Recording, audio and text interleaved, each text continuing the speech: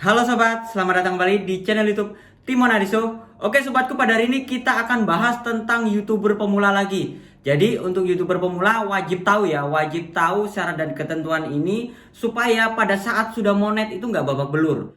Terkadang bukan hanya pada saat sudah monet aja babak belur, tetapi channel YouTube kita itu nggak bisa dimonetisasi teman-teman karena kita melakukan beberapa pelanggaran. Oke, langsung aja buat teman sekalian. Jadi buat YouTuber pemula pada saat memulai YouTube, yang perlu diperhatikan yang pertama adalah tidak adanya musik yang berhak cipta. Nah, di sini buat teman sekalian, terkadang kita untuk YouTuber pemula itu pengennya perfect ya. Di setiap video kita itu ada musiknya, ada lagunya supaya enak didengar, begitu ya. Tetapi ini akan berakibat fatal karena apa? Channel YouTube kita nggak bisa dimonet. Nanti udah ngupload video banyak-banyak, ternyata di dalam video kita itu ada musiknya. Nah, itu yang berakibat fatal teman-teman. Channel YouTube kita itu nggak bakal bisa dimonet. Nah, jadi saran saya buat teman-teman yang mau pakai musik itu ambil aja di YouTube Studio. Di YouTube Studio itu udah disediakan ya. Di situ gratis. Nah, itu teman-teman bebas gunakan karena saya udah terbukti ya. Saya pakai musik dari situ semua teman sekalian. Jadi di situ nggak ada pelanggaran satupun. Jadi buat teman sekalian jangan asal ngambil musik ya. Biasanya kan ngambil musik bebas hak cipta, bebas digunakan kembali. Biasanya diupload sama YouTuber-YouTuber ya. Itu jangan digunakan, itu hati-hati aja.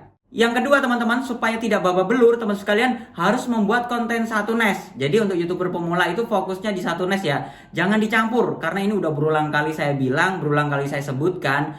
Memang sih pada saat saya membangun channel YouTube pertama kali itu kontennya campuran. Pokoknya apapun saya bikin, tetapi ternyata algoritma YouTube itu nggak bisa kena. Karena kita kan mau targetkan algoritma YouTube itu supaya orang-orang itu datang ke channel YouTube kita dan senang nonton di video kita. Nah, kalau kita membuat konten campuran, biasanya para penonton itu yang datang teman sekalian itu nggak mau nonton lagi. Karena apa? Channel atau video-video kita itu nyampur. Karena mereka nggak suka sama video-video lainnya. Nah, di sini saya sarankan supaya algoritmanya terbentuk, kita bikin konten satu nes. Satu jenis aja maksudnya, satu nes itu satu jenis. Semuanya mancing-mancing aja. Konten jalan-jalan aja. Konten masak ya konten masak aja, seperti itu. Berikutnya lagi teman sekalian, supaya tidak babak belur, kita harus bangun komunikasi dengan para subscriber. Bangun komunikasi dengan para subscriber itu seperti apa? Jadi untuk YouTuber pemula, di sini mungkin untuk YouTuber besar nggak bisa ya diterapkan. Karena apa? Untuk komentarnya kan banyak sekali tuh. Tapi untuk YouTuber pemula, kita harus rajin berkomentar. Kita harus rajin membalas komentar-komentar mereka. Teman-teman bisa lihat di video-video saya yang dulu,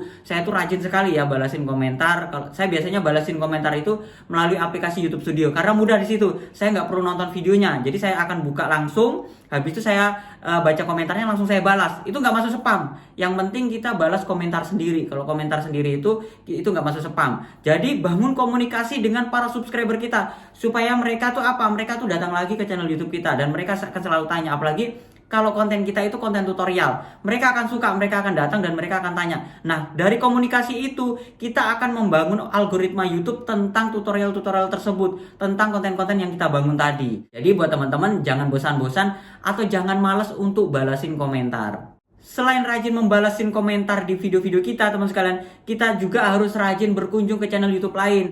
Nah, teknik berkunjung ke channel YouTube lain itu seperti apa? Tekniknya seperti ini, teman-teman. Seumpamanya channel YouTube teman-teman itu tentang tutorial YouTube ya, tentang tutorial YouTube seperti saya. Teman-teman berkunjung aja ke channel-channel yang membahas tentang tutorial YouTube. Kita cari ilmu di sana, kita pelajari di sana, kita berkomentar di sana, kita komunikasi di sana. Karena apa? Kita membangun komunikasi dengan para YouTuber lainnya, teman sekalian. Nah, para penonton tuh kan sebenarnya suka tuh nonton di channel YouTube lain, tetapi kan nextnya sama dengan kita. Nah, mereka akan datang ke channel YouTube kita. Kalau mereka sudah nonton ke channel YouTube kita, teman sekalian, secara otomatis video-video kita tuh akan muncul di beranda mereka. Setiap kita upload akan muncul di beranda mereka. Walaupun terkadang mereka nggak subscribe ya. Mereka nggak subscribe itu, video kita tetap muncul di beranda mereka. Nah, itu keuntungannya teman-teman. Kalau kita melakukan kunjung ke channel YouTube lain. Berikutnya lagi, supaya channel YouTube kita tidak babak belur teman sekalian, jangan membeli subscriber dan jam tayang YouTube itu lewat panel. Jadi di sini banyak sekali ya jasa-jasa subscriber, jasa-jasa jam tayang YouTube. Nah, itu teman-teman jangan membeli melalui panel ya. Panel itu menggunakan situs atau aplikasi kayak model disuntik begitu. Itu akun-akun bodong yang masuk. Untuk jam tayang YouTube juga teman sekalian itu nggak bisa bertahan lama, apalagi subscribernya itu akan hilang dalam waktu 1-2 hari, itu akan hilang. Nah, beda lagi kalau teman sekalian itu membeli jasa subscriber atau jam tayang YouTube itu dilakukan dengan cara manual. Contohnya nih seperti saya pribadi, saya kan buka jasa subscriber dan jam tayang YouTube. Cuma untuk sementara jasa subscriber saya tutup karena apa? Untuk promosinya kan saya menggunakan teknik promosi di komunitas itu sudah penuh. Nah untuk jam tayang YouTube ini masih terbuka teman sekalian karena ini masih beberapa yang kita kerjakan. Jadi kita kerjakan itu yang order duluan kita kerjakan, tapi ini kan nggak banyak. Jadi buat teman sekalian yang mau order jam tayang YouTube silahkan DM aja Instagram saya namanya Timon Adioso. Nah mas saya mau order nih jam tayang YouTube karena jam tayang YouTube saya nggak tercapai. Ini saya kerjakan dengan cara manual ya. Dengan cara manual jadi nanti sumber view-nya itu dari search engine YouTube. Bukan dari internal atau bukan dari buka dari menggunakan VPN, enggak. Jadi ini nanti dari search engine YouTube. Berikutnya lagi teman sekalian supaya tidak babak belur dan supaya channel YouTube kita bisa dimonetisasi teman sekalian. Jangan pernah re-upload video orang lain. Walaupun hanya 1 menit, 2 menit, jangan pernah nyomot video orang lain teman sekalian. Ini kesalahan fatal. Kenapa? Bukan hanya setelah monetisasi, bahkan pada saat kita mau mendaftar Google AdSense, pada saat kita mau daftar monetisasi, itu nggak bisa dimonet teman sekalian. Karena apa? Kedeteksi. Jadi saran saya mulai sekarang, jangan pernah melakukan re-upload video orang lain. Berikutnya lagi buat teman sekalian, supaya channel YouTube kita bisa dimonet teman sekalian, kita harus gunakan musik yang ada di YouTube Studio. Nah ini khusus video shot ya, ini saya tekankan untuk khusus video shot. Karena teman sekalian itu biasanya sekarang pada saat ini kan untuk 2023 kita bisa membuat konten video shot dan kita bisa menghasilkan uang dari video shot.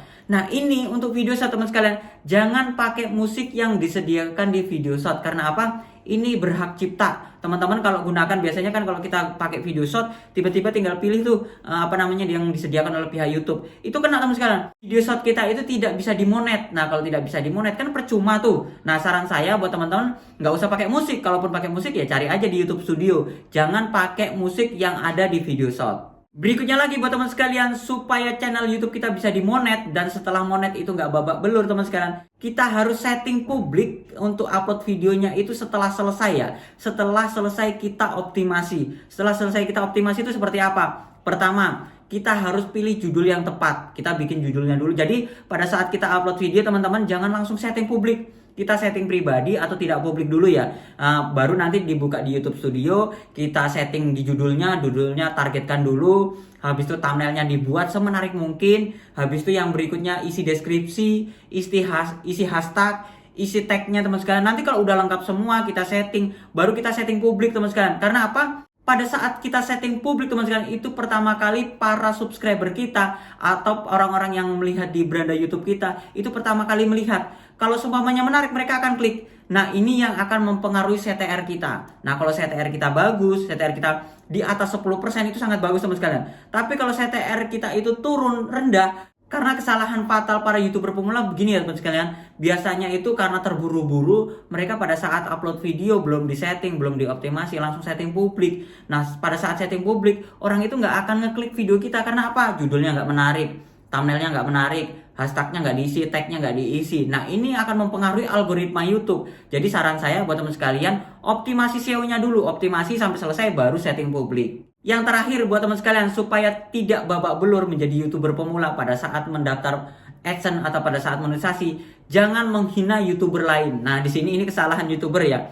Di sini mentang-mentang seumpamanya teman-teman itu pengen naik, ratingnya pengen naik, teman-teman itu menyalahkan atau menghina YouTuber lain. Itu jangan. Saran saya jangan teman sekalian. Karena apa? Di sini kita para YouTuber pemula itu harus saling bantu, saling support, saling mendukung. Jangan saling menjatuhkan teman sekalian. Kalau saling menjatuhkan yang terjadi apa? Begini ya buat teman sekalian, seumpamanya nih channel YouTube A sama channel YouTube B. Kalau mereka saling menjatuhkan begini ya teman sekalian, biasanya kalau channel YouTube A ini menjatuhkan channel YouTube B, secara otomatis kan channel YouTube A ini punya subscriber. Nah mereka kalau nonton channel YouTube B karena ini menghina channel YouTube A, biasanya mereka akan meninggalkan, bahkan akan diblokir teman sekalian. Bahkan mereka nggak akan mau melakukan subscribe buat teman sekalian. Karena apa? Ini isinya hanya menjelekkan YouTuber lain. Karena begini ya buat teman sekalian, semua YouTuber itu cara berpikirnya beda-beda. Jadi seperti saya dengan konten kreator lain, cara penyampaiannya itu beda-beda. Jadi buat teman sekalian, jangan membuat konten untuk menjatuhkan konten kreator lainnya. Karena ini akan berakibat fatal, terutama untuk YouTuber-YouTuber pemula. Apalagi kalau untuk YouTuber besar. Kalau sampai ini terjadi buat teman sekalian, itu teman-teman bisa ditinggalkan para subscriber teman sekalian.